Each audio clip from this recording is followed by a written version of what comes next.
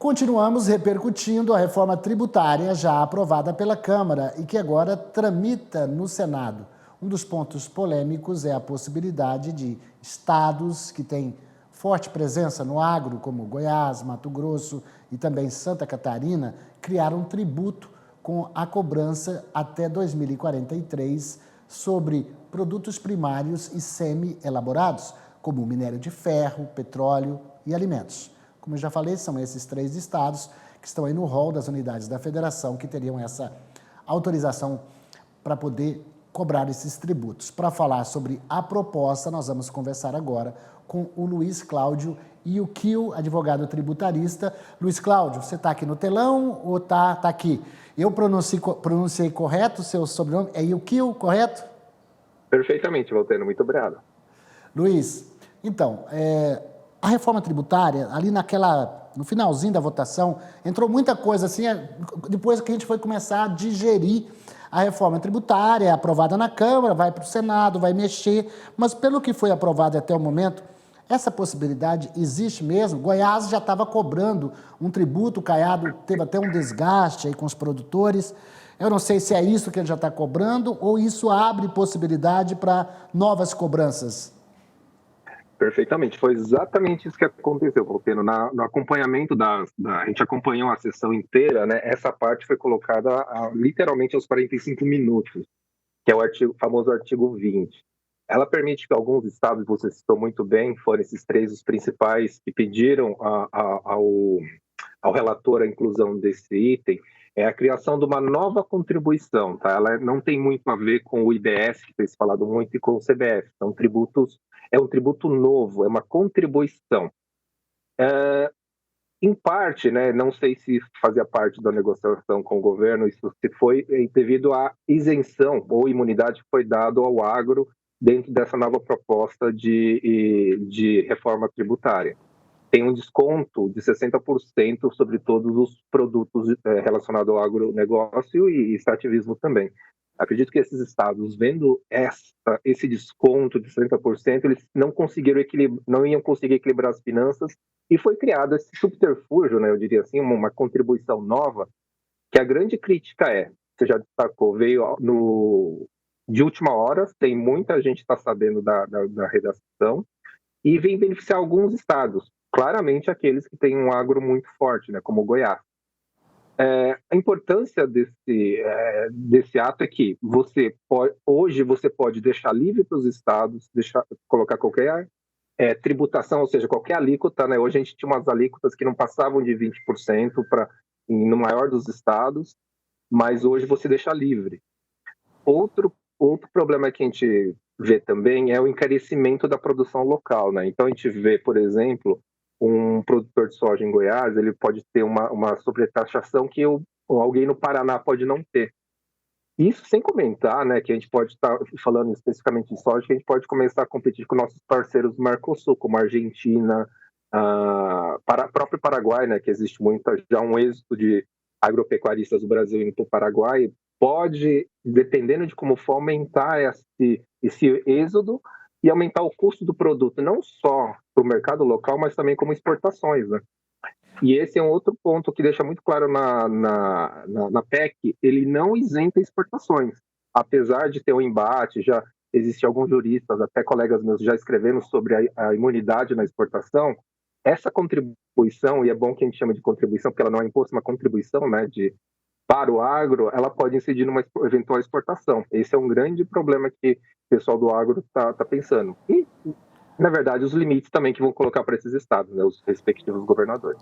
Luiz Cláudio, analisando do ponto de vista dos próprios governadores, e Goiás é meu estado, acho Caiado um grande governador, reeleito em primeiro turno, claro, 2 vezes em primeiro turno, o governador é um expoente do agro, sempre defendeu. E ele diz o seguinte: Goiás é um estado que tem muito investimento, o governo trouxe empresas, o próprio governo investe e tem a população que não é grande. Então, nessa conta de cobrar lá no final, no consumo, então, e também do fundo de compensação para esses estados, faz a conta lá com a população. Então, o estado que tem muito investimento, e menos população, acaba perdendo, porque na hora de fazer a conta lá, o fundo que vai ressarcir, que está sendo criado, e essa é uma discussão também que vai dominar no Senado, então os estados perderiam, esses estados menores e ricos perderiam receita. Então faz um pouco sentido. Então lá no Senado certamente vai ser uma briga de gigantes, né, Luiz? Vai, eu entendo que vai ser uma briga muito maior que foi no Congresso, né? Porque foi uma questão de, desculpa, foi uma questão de ter aquele ímpeto, né? E até acho que já li algumas reportagens que todo mundo estava cansado de esperar por essa reforma que se fala há tanto tempo. Então foi muito no ímpeto, né? Mas agora que ela saiu, a gente está na segunda semana após a aprovação, o pessoal deu aquele famoso passo para trás e começou a analisar, né? E eu concordo tudo com o que o governador disse do estado de Goiás, particularmente do seu estado. Mas aí, assim, os congressistas de Goiás aprovaram, porque estava vendo uma parte boa, né? Claro, veio essa última parte que influenciou muito o agro, e realmente pode ter uma perda, porque esse fundo criado para os estados que não tem tanto um consumo muito grande, né, como a região norte, nordeste, mais região norte, né, eles, e centro-oeste também um pouco, eles não vai ser suficiente, porque é um valor limitado, então a perda pode ser muito maior. Daí a necessidade dos governadores tentarem criar um mecanismo para eles mesmos terem esse retorno dessa renda, né, através dessa contribuição. Só que é um detalhe muito importante. Essa contribuição, né, pelo próprio nome diz, ela é destinada para um fim único. Ela tem que ser para habitação e infraestrutura. Então, ou seja, se tiver um problema de saúde, não pode ser utilizado as receitas que vêm dessa contribuição, não pode ser usado por uns terceiros, né? E existe uma questão de guerra inversa dos estados, né, Valteno? Antes a gente tinha aquela diminuição do ICMS para atrair investidores, como você mesmo frisou aí. Agora eu acho que vai ser assim, quem não vai cobrar essa sobretaxa, essa contribuição, talvez possa atrair mais investidores. É claro que eu não posso mudar um lote, uma fazenda muito grande de produção de um estado por outro, como é possível fazer com uma empresa. Mas a gente já viu nessas últimas décadas esse êxito de alguns da região sul-sudeste exatamente para Goiás, né? Exatamente para evitar o custo de produção no sul e sudeste e as terras dos valores no centro-oeste e norte. A gente pode ver agora um êxito para fora do Brasil, né? Não é difícil a gente ver agropecuaristas migrando para o Paraguai. Para você ter uma ideia, em Goiás, por exemplo, o governador criou essa taxa para aplicar em infraestrutura, especificamente para transporte. Aí houve uma liminar do Supremo derrubando, o assunto foi a plenário e o governador ganhou.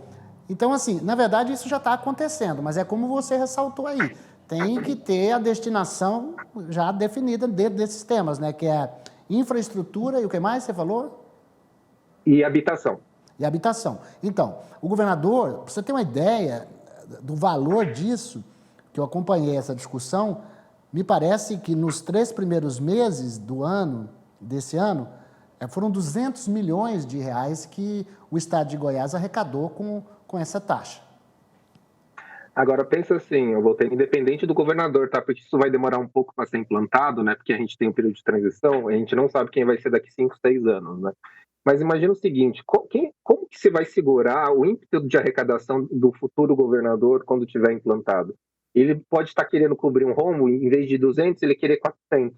Você começa, num período de longo prazo, inviabilizar o agro no estado de Goiás. E a gente sabe o quão importante é no estado, não só para o Goiás, né, mas outros estados que são citados lá, Mato Grosso do Sul, o próprio Pará. Pará é uma situação importante que ele não tem esse fundo, né? Então, uma condição é para você ter esse fundo anteriormente, como é o seu estado. Mas vamos pensar em Belém, no Pará, ele não tem ainda esse fundo, mas tem o projeto de lei. O próprio governador já está dizendo, né, e isso diz nos bastidores, que ele teria o direito porque o fundo já existe, apesar dele não cobrar. Então, agora a gente vai ficar à mercê de uma questão política. Como é que você vê, assim, eu sei que é difícil, porque está tão imprevisível, a reforma vai para o Senado é uma casa revisora, ela é técnica, ela que cuida da federação, é diferente da Câmara, que o critério é populacional. No Senado, cada estado, cada unidade da federação tem o mesmo peso.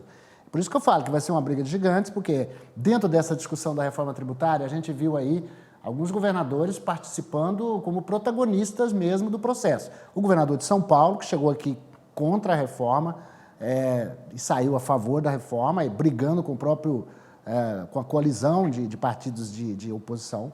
Depois você teve o governador de Goiás, o governador de Mato Grosso, e agora os governadores do Nordeste que também estão se colocando, nós vamos perder com isso daí. Então, por isso que eu estou falando assim, qual vai ser é possível fazer uma previsão do que vai acontecer? É complicado, né? Olha, é mais fácil acertar na Mega Sena do que fazer uma previsão agora, Valtênio, porque o que acontece, né? Muitos colegas meus e especialistas diziam, a reforma está difícil, né?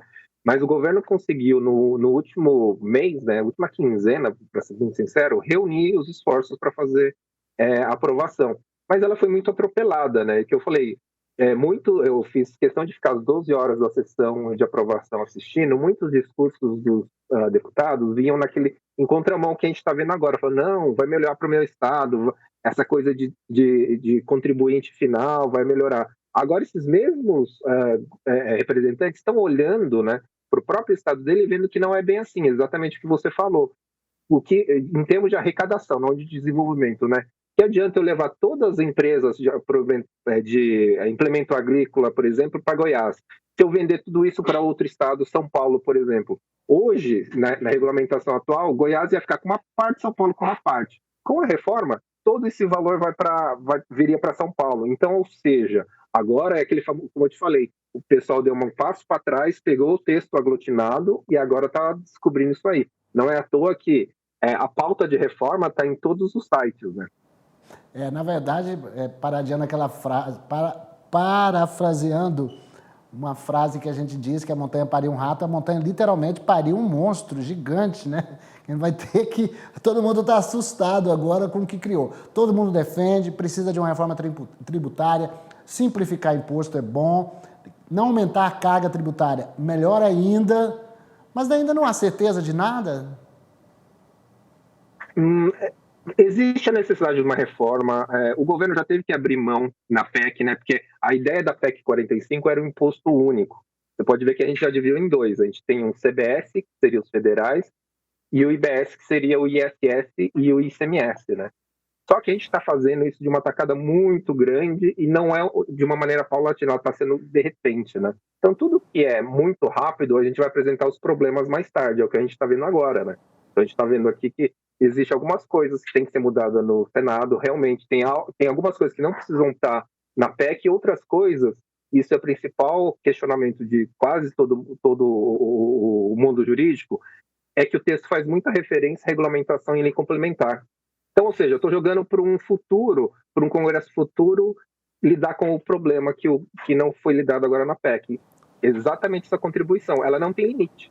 Então, imagina, eu duvido que não vai haver uma lei complementar colocando algum limite nesse poder de tributar do Estado. Eu sei que os Estados têm interesse em não subir muito o tributo, mas como eu te falei, lá na frente, quem garante que não vai aparecer um governador que quer cobrar 20%, se não tiver um limite já pré-estabelecido, né? Antigamente tinha, hoje não tem. Sabe o que vai acontecer, Luiz? E você vai concordar comigo? Vai parar no Supremo. E aí, quem tiver boas relações, aí a coisa vai. O governo, principalmente esse governo, tem aí no horizonte exatamente essa... tem uma boa relação com o tribunal, certamente está se contando com isso. Acho que o Haddad está contando, todo mundo está contando aí com o Supremo, balizando aí algumas dessas medidas, né? Eu acho, particularmente, que a gente vai ver um fluxo de ações de cunho tributária que a gente não via desde a Constituição de 88, tá? Para ser muito sincero. Então, eu já vejo clientes conhecidos já criando teses, já começando na própria votação, que a gente vai discutir, e isso que a gente não está chegando nem na questão do tributo ainda, né? Então, acho que a gente vai ver um boom de questões tributárias igual a gente viu no passado. Claro, hoje, com a informatização, vai ficar mais rápido. Mas uma coisa para pensar, Valteno, hoje, eu concordo com tudo que você disse, o governo tem esse bom relacionamento. Mas e daqui 6, 7 anos, que é quando vai estar plenamente a reforma, se o cronograma correr, né? Como será que vai estar o STF? É verdade. Bom, se bem que lá ainda os ministros são vitalícios. Meu caro Luiz Cláudio Kiel, advogado tributarista, obrigado por esse bate-papo, que ficou mais, na verdade, a gente discutindo dúvidas e projeções e cenários, mas a gente não pode ir além disso, né? Infelizmente não. Eu que agradeço estar aqui, Valteno. Obrigadão, um abraço.